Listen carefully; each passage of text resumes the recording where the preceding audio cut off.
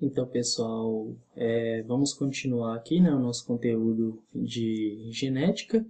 A gente vai falar um pouco hoje sobre o sistema ABO e RH, né, que é justamente o nosso sistema sanguíneo, ok? Então, nós vamos entender mais ou menos aí como que funciona isso.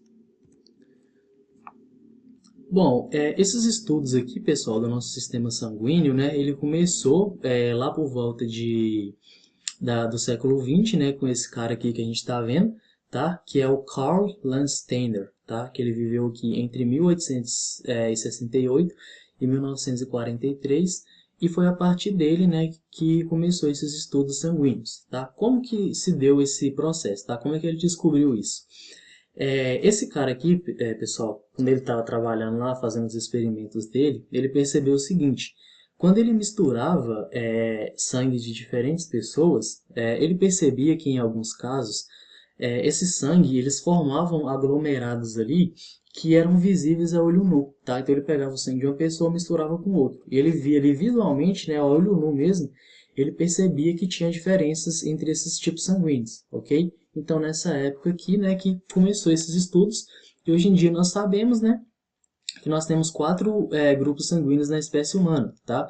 Que é o sangue do tipo A, o sangue do tipo B, o sangue do tipo AB e o sangue do tipo O, tá? Então, esses estudos dele aqui foram muito importantes, inclusive na década de 1930 ele recebeu o Prêmio Nobel de Fisiologia e Medicina, tá? Por conta disso. Porque a partir disso, gente, as transfusões de sangue elas começaram a ser realizadas, né, de forma mais segura, ok? Entre essas pessoas, tá? Porque a gente sabe, né, que as transfusões que elas são incompatíveis, eles podem causar graves problemas para a saúde, né? Levar até a morte, inclusive, das pessoas. Então você sabe hoje em dia que você não pode receber sangue de qualquer pessoa, tá? Quando você vai fazer doação, por exemplo, tem que saber lá qual é o seu tipo sanguíneo, tá? Você tem que doar para pessoas específicas, ok? Então você não pode receber de todo mundo e também não pode doar de todo mundo, ok? Dependendo do seu tipo sanguíneo. Ou seja, basicamente esses estudos do Landstein aqui foram importantes por conta disso. Então a gente vai entender mais ou menos aqui por que, que essas transfusões incompatíveis elas causam problemas para a nossa saúde, ok? Bom, durante esses estudos dele na época lá, né, ele percebeu que tinha duas coisas, pessoal, né, que percebia, né, que dependendo da mistura do sangue que ele fazia ali, acontecia algumas reações, né, acontecia um tipo de aglutinação ali nas hemácias, ok? Ele percebeu o seguinte, tá, que no plasma sanguíneo tinham substâncias, né, que chamavam aglutininas, e na membrana das hemácias tinha outras substâncias que eram chamadas de aglutinogênios, ok? E essas aglutininas com esses aglutinogênios, eles tinham uma reação um com o outro, dependendo do tipo sanguíneo que fosse misturado ali, tá? Atualmente, nós sabemos que essas aglutininas, elas são anticorpos, tá? Que elas vão reagir contra os aglutinogênios que nós vamos entender aqui como que funciona, ok? Nós temos no nosso sistema sanguíneo, pessoal, dois tipos de aglutinogênio, tá? Que são justamente essas substâncias presentes aqui na membrana das hemácias, tá? Na membrana plasmática, que é o aglutinogênio do tipo A e o aglutinogênio do tipo B, tá? Esses aglutinogênios aqui, eles determinam qual tipo sanguíneo que nós temos, tá? Então a tabela aqui ela está mostrando isso. Por exemplo, se você tem aqui essa daqui é a sua hemácia, tá? Se você tem um aglutinogênio do tipo A na sua hemácia, então como você está vendo na imagem aqui, seu grupo sanguíneo de sangue, né, vai ser o grupo A, grupo sanguíneo de sangue, né? Ótimo isso. Seu grupo sanguíneo vai ser vai ser o tipo A, beleza? Se você tem o aglutinogênio A, se você é do grupo A, você vai ter a aglutinina, ou seja, o anticorpo anti-B, tá? Então você sempre vai ter um anticorpo que é oposto ao seu grupo sanguíneo, porque não faz sentido você ter um anticorpo aqui anti-A, tá? Se você é do tipo A e você tem um anticorpo anti-A, seu anticorpo vai reagir contra o seu próprio sangue, contra o seu próprio hemácia, tá? Ele vai destruir sua hemácia, ok? Então isso vai ser um problema para a sua saúde, beleza, pessoal? Então você sempre vai ter um anticorpo que é oposto ao seu grupo sanguíneo, ok? Por exemplo, se você tem a aglutinogênio do tipo B nas suas hemácias, você vai ser do grupo sanguíneo B, tá? E qual anticorpo que você vai ter? Anti-A, porque se você tiver um anticorpo anti-B, não faz sentido porque suas hemácias elas vão reagir o seu anticorpo aqui, ele vai reagir contra a sua própria hemácia e vai destruir. Então, ela sempre vai reagir ao corpo estranho, tá? Então, por exemplo, se você é do tipo B e recebe uma doação de alguém que é A, você vai ter um anticorpo anti-A ali nas suas hemácias, ok? Então, você vai no seu plasma sanguíneo. Então, esse anticorpo aqui, ele vai combater esse tipo A. Então, você não pode receber doação de quem é tipo A, tá? Da mesma forma que se você é tipo A, você tem um grupo sanguíneo A, você não pode receber doação de quem tem o sangue do tipo B, porque você tem um anticorpo lá, anti-B no seu plasma. Então ele vai reagir contra a hemácia, vai ter aglutinação ali e vai destruir essa hemácia, tá? Então foi por isso que eu falei para vocês que hoje em dia, né, essas transfusões elas se tornaram mais seguras, justamente porque antes de você doar sangue ou receber sangue de alguém, você precisa saber, nesse caso, né, qual que é o seu tipo sanguíneo e de quem você está recebendo, porque dependendo de quem você receber, vai ter uma reação negativa do seu corpo ali, né? Bom, as pessoas que têm o aglutinogênio A e B no corpo, né, nesse caso ela tem os dois aglutinogênios, ela vai ser do grupo AB, tá? Então, qual tipo de anticorpo que ela vai ter? Nenhum, tá? Porque, por exemplo, se você tem aglutinogênio A e o B, e se tiver um anticorpo anti algum dos dois aqui, vai acontecer a mesma coisa. O anticorpo vai reagir ali com a hemácia, né, e vai causar a destruição dela. Então, não faz sentido você ter nenhum anticorpo aqui se você tem os dois aglutinogênios, certo? E no caso de quem tem o grupo O, ela não tem nenhum aglutinogênio, tá? O O, inclusive, antigamente era chamado de zero, né? Justamente por conta disso. Porque quem é do tipo O não tem aglutinogênio nenhum. Mas você vai ter, nesse caso aqui,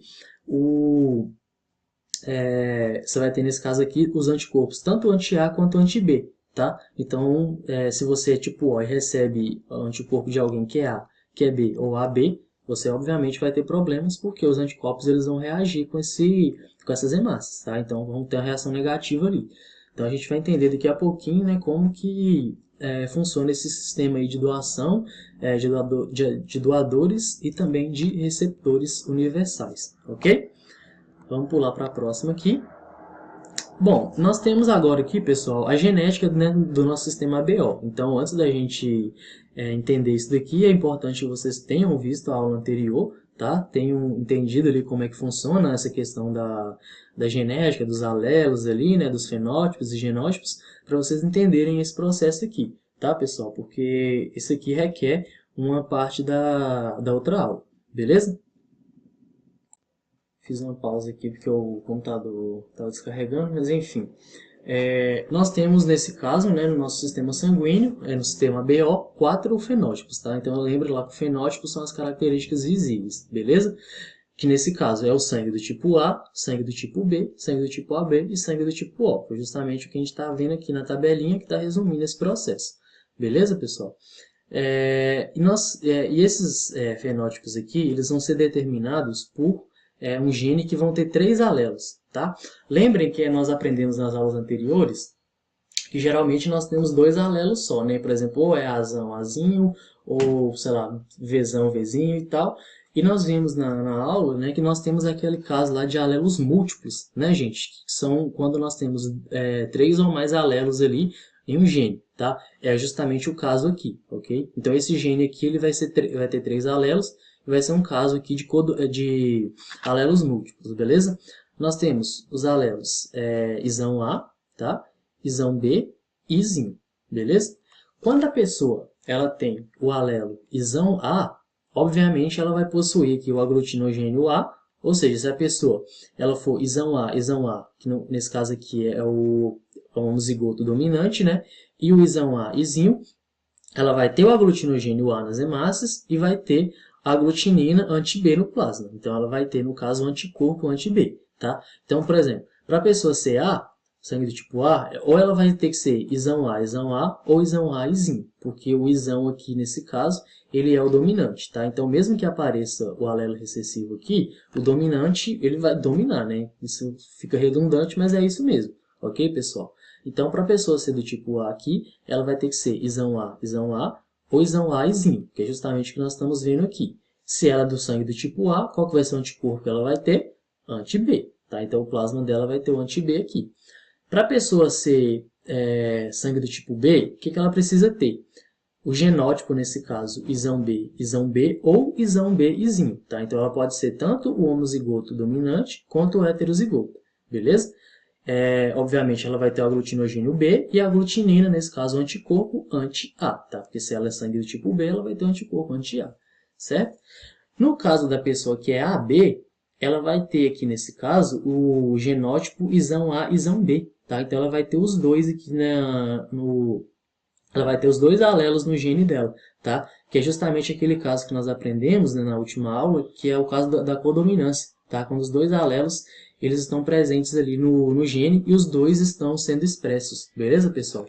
Então, a pessoa que é AB, ela vai ter o alelo aqui, isão A e isão B, beleza? E, obviamente, ela não vai apresentar, nesse caso aqui, a aglutinina, tá? Porque como ela vai ter os dois aglutinogênios, não faz sentido ela ter anticorpo, beleza?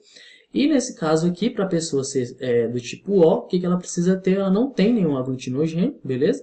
E ela vai ter a aglutinina tanto anti-A quanto anti-B, beleza? Então ela vai ter os dois anticorpos aqui e ela vai ser o recessivo. Então ela vai ter o izinho, ok? Então é basicamente isso aqui que é a genética do nosso sistema ABO, tá, pessoal? Então para a gente fazer aqueles cálculos lá, né, das probabilidades, é o mesmo processo do que a gente aprendeu lá com as cores da semente, da ervilha e tudo mais, beleza? Vou pular para a próxima aqui. E aqui nós temos, né, um resumo bem breve aqui sobre a questão dos doadores e receptores universais, ok? Então, o que nós estamos vendo aqui, quem pode receber de quem e quem pode doar de quem, beleza? Quem é o receptor universal aqui, pessoal? É o AB, tá? O AB aqui, ele vai ser o receptor universal. Por quê? Porque ele pode receber do A, ele pode receber do B, ele pode receber do O e ele pode receber dele mesmo. Por quê? Porque, gente, como ele tem os dois aglutinogênios, ele não tem nenhum anticorpo aqui, ok? Então, não tem por que ele rejeitar nenhum desses tipos sanguíneos, beleza? Então, por isso que ele pode receber de todo mundo. Mas ele só pode doar para ele mesmo, tá? Ele não pode doar para o A, porque o A tem o anticorpo anti-AB, anti-B. Ele não pode doar para o B, porque o B tem o anticorpo anti-A, tá? E ele tem o aglutinogênio A aqui. Ele não pode doar para o O, porque o O ele vai ter os dois anticorpos, ok? Então, ele de forma alguma pode doar para o O também, mas ele pode doar para ele mesmo e receber de todo mundo, tá bom? O O, ele pode ser o doador universal, tá? Então, como ele não tem nenhuma aglutinina, não vai ter com que o anticorpo reagir dos outros sangues, tá? Então, ele pode doar para o O, ele pode doar para o A, pode doar para o AB, pode doar para o B e pode doar para ele mesmo também. Beleza, pessoal? E nesse caso aqui, o B ele só pode receber tanto dele mesmo quanto do O, tá? Ele não pode receber do A e nem do AB, e o A ele só pode receber dele mesmo e do O, tá bom? Então, basicamente é assim que funciona esse processo aí de doadores e receptores universais. A partir disso aqui você consegue entender, né, dependendo do seu tipo sanguíneo, de quem você pode receber e para quem que você pode doar. Nós vamos falar sobre um outro processo aqui agora, né, que é o sistema RH. Eu não sei se vocês já ouviram falar sobre isso, mas quando você vai olhar, por exemplo, seu tipo sanguíneo, às vezes aparece lá aquele positivo ou negativo, tá? Que é o A, por exemplo, eu sou A positivo, sou A negativo, ok? Esse tracinho aqui, né, de positivo e negativo é referente a esse sistema RH, que nós vamos entender aqui como que ele funciona. Certo, pessoal? Então é o seguinte... como que esse processo aqui ele foi descoberto? Esse aqui foi descoberto, gente, esse sistema RH aqui, lá na década de 40, ok? Pelo mesmo pesquisador lá, o Lance Steiner, né? Ele pegou, né, as hemácias de um macaco que era rhesus, né? Do latim que é rhesus. Esse macaco aqui que ele pegou, ele tinha uma proteína, né, no sangue dele que era chamada de fator RH. Tá? Eles obviamente descobriram isso depois desses testes aqui. É só para contextualizar aqui, para vocês entenderem logo de cara. Tá? Eles pegaram o sangue desse macaco, né, que tinha esse fator RH no sistema sanguíneo dele, ok? Injetou, pessoal, nos coelhos, ok? Em coelhos. E esses coelhos, eles produziram o anticorpo anti-RH, justamente porque o macaco ele tinha esse fator, tá? Então, como o coelho não tinha, ele produziu o anticorpo ali anti-RH, certo? Quando esse anticorpo eles eram misturados, né, em sangue das pessoas, Em 85% dos casos, ocorria a aglutinação, tá, das hemácias, tá? Então, as hemácias elas reagiam de forma negativa, quando você pegava esse anticorpo e misturava com o sangue das pessoas, certo? E 15% não acontecia nada, não tinha aglutinação. Então, as pessoas que tinham as hemácias que foram testadas aqui, em que ocorria a aglutinação, elas foram chamadas, né, de RH positivo justamente por isso. Porque se você pega um anticorpo e mistura com o sangue da pessoa, essa pessoa reagiu, é porque ela tem o fator RH ali, tá? Então, porque você pegou o anticorpo que era contra esse fator. Então, obviamente, vai ter uma reação negativa, vai ter uma aglutinação, ok? Então, as pessoas que aglutinavam, elas eram RH positivas, e as pessoas que não, que o sangue não reagia ali no caso, que não tinha aglutinação, como vocês estão vendo aqui, elas eram RH negativas, tá? Se ela não tem o fator RH, contra o que esse anticorpo ele vai reagir, beleza? Então é basicamente assim que a gente descobre, tá? Você pega, para você descobrir se você tem ou não o fator RH, você pega o anticorpo, né, anti-RH, e mistura com o seu sangue. Se houver aglutinação, tá?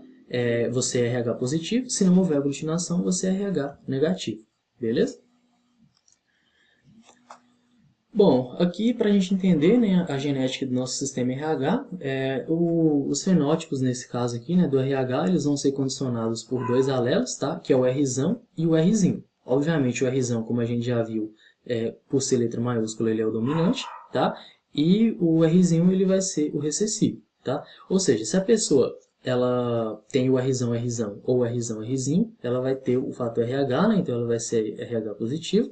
E as pessoas que são homozigóticas recessivas, né, Rzinho e Rzinho, elas não vão ter o fator RH. Então, elas vão ter o fenótipo RH negativo, beleza? Então, o genótipo aqui, né, eles podem ser Rzão, Rzão, homozigoto dominante. Aí, condiciona, né, o fenótipo RH positivo.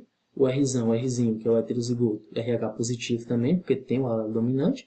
E o Rzinho, Rzinho, né, que é o homozigoto recessivo, é RH negativo. Tá? Ou seja, o RH negativo ele vai ser muito mais raro do que o positivo, beleza? Justamente pelo fato dele ser o recessivo.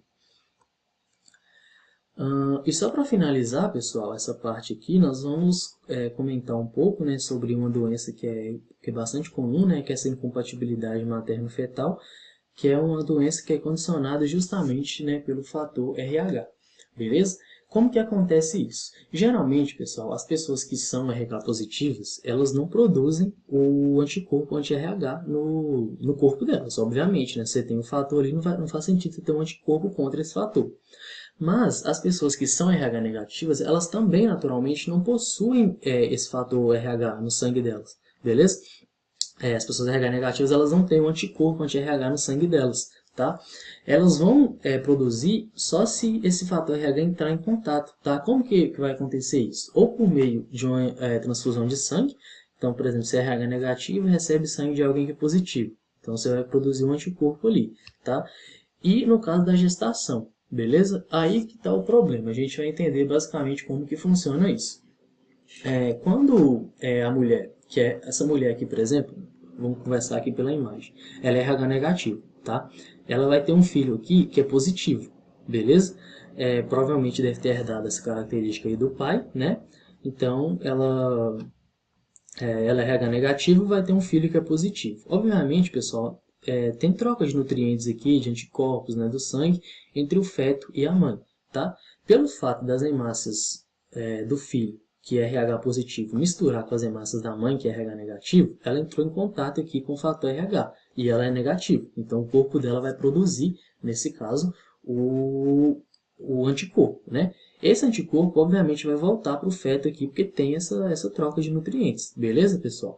Mas, no primeiro momento, isso aqui ainda não é suficiente para trazer problema para essa criança, tá? Porque mesmo que a mãe produza o anticorpo anti-RH que o filho tem, ele não vai ter uma reação tão negativa assim, porque esses anticorpos aqui eles são produzidos em menores quantidades. Então, não causa tantos problemas assim para o filho. O problema, gente, é justamente durante o parto, tá? Porque durante o parto, como tem o rompimento aqui da placenta, as hemácias do filho aqui, RH positivos, elas vão entrar em grande quantidade na circulação da mãe, tá?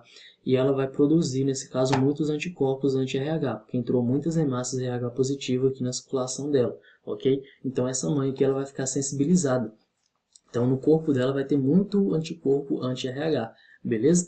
Aí o problema está justamente na segunda gestação dela, certo? Porque acontece o seguinte, quando a mulher aqui, que é RH negativa, vai ter um outro filho, que é RH positivo, é, pelo fato de ter grande quantidade aqui de anticorpo anti-RH, quando esse anticorpo entra em contato com o sangue do filho aqui, ele começa a destruir as hemácias do filho, tá? Então, essa criança aqui, ela vai ter icterícia, beleza? Ela vai ter aquela pele toda amarelada, ela vai ter anemia, justamente pelo fato de ter as hemácias destruídas, ok? E pelo fato de ele perder grande quantidade de hemácias, porque tem muito anticorpo anti-RH destruindo as hemácias dele, ele vai começar a liberar ali muitas hemácias que são imaturas, que nós chamamos de eritroblastos, tá? Então, essa doença aqui, a incompatibilidade materno-fetal, é também chamada, né, de eristoblastose fetal, ou seja, ou doença hemolítica do recém-nascido, ok? É, justamente por conta disso, né? Porque como essa criança está perdendo muitas hemácias, ela começa a produzir muita hemácia imatura e que essas hemácias imaturas elas não estão aptas ainda, gente, para entrar no nosso sistema sanguíneo, ok? Então essa criança aqui ela vai ter muitos problemas por conta disso, tá? Então os problemas maiores eles são causados sempre na segunda gestação, tá? De uma mãe que é RH negativa já sensibilizada com um filho que é RH positivo. Beleza? Obviamente as pessoas atualmente sabem disso, conhecem mais, né? E durante o parto, né, em mulheres que são RH negativas e vão ter um filho RH positivo, eles injetam ali nela, né, uma grande quantidade de anticorpos justamente para que ela não seja sensibilizada e que não afete essa criança, tá? Então é basicamente assim que acontece esse problema, essa incompatibilidade materno-fetal. E aqui é só para a gente finalizar mesmo nesse assunto, a gente pegar aqui de novo essa tabelinha de doadores universais, levando em consideração o fator RH também, tá? Então, o sangue mais incomum que nós temos, o mais raro, são pessoas O negativas. Obviamente, elas podem doar para todo mundo, né? Porque além dela não ter nenhuma aglutinina, ela não tem o fator RH, então não tem anticorpo para reagir, tá? Mas elas só podem, obviamente, receber delas mesmas. Então, o negativo é o doador universal, tá? E o AB positivo, ele é o receptor universal. Ele pode receber de todo mundo, mas ele só pode doar para ele mesmo, beleza? Então, aqui nós temos um resumo da nossa tabela, tá? Para vocês entenderem como que funciona aqui esse esquema de doação de sangue. Ok, pessoal? Então, basicamente, esse foi o nosso conteúdo de hoje. Espero que tenham entendido a aula, que dê para fazer os exercícios. Acredito que vocês vão conseguir fazer, né? Porque a aula englobou o que a atividade está pedindo. E em breve eu posto mais uma parte do nosso conteúdo, tá? Que vai ser a segunda lei de Mendel. Então, até mais.